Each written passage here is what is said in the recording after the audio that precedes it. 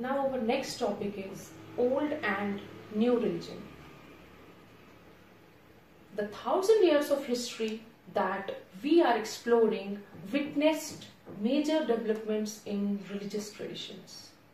It was during this period that important changes occur in what we call Hinduism today. These included worship of new deities, the construction of temples by royalty, and growing importance of Brahmins, the priests, as a dominant group of society. Their knowledge of Sanskrit texts earned the Brahmins a lot of respect in society, because all our religious books like Purans, Upanishads and rituals were in Sanskrit, and Brahmins were well versed in Sanskrit language. That's why they started taking a dominant or high position in the society. Their dominant position was consolidated by the support of their patrons, means new rulers searching for prestige. Let me clear one thing, that before 7th century there was no division of caste in our society. One of the major development changes of this period was emergence of the idea of bhakti, of a loving personal deity that devotees could reach without the aid of priests and elaborate rituals. This means to say that suppose I like Mata Rani and like to worship Mata Rani, and the other person, maybe my friend, is devotee of Lord Krishna and other is of Lord Shiva, and so on. This was also the period when new religion appeared in the subcontinent. Merchants and migrants first brought the teaching of Holy Quran to India in 7th century. Before that, there were no Muslims in this subcontinent. Muslims regard Quran as their holy book and accept the sovereignty of one God, Allah, whose love and mercy and bounty embrace all who believe in Him, without regard to his social background. Many rulers were patrons of Islam and the ulema.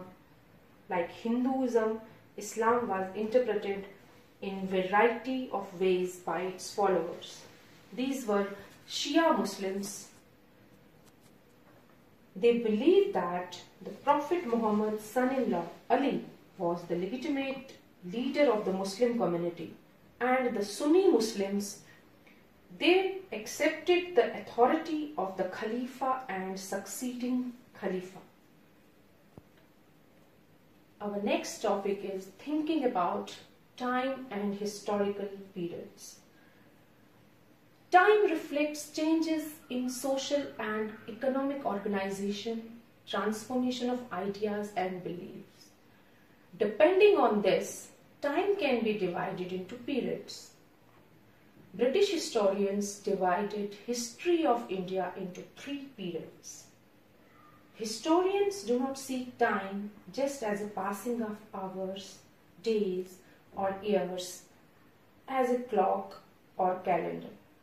Time also reflects changes in social and economic organization, in the persistence and transformation of ideas and beliefs.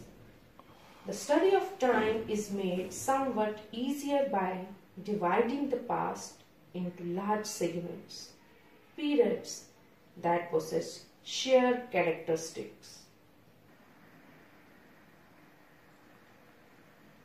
In the middle of 19th century, British historians divided the history of India into 3 periods: Hindu, Muslim and British.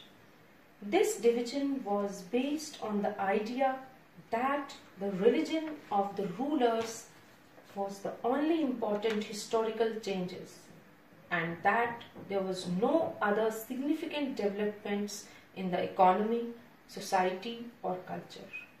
Such a division also ignored the rich diversity of subcontinent.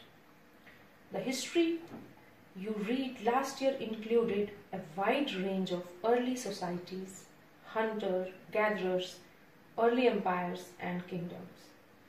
The history you will be studying this year are often described as medieval.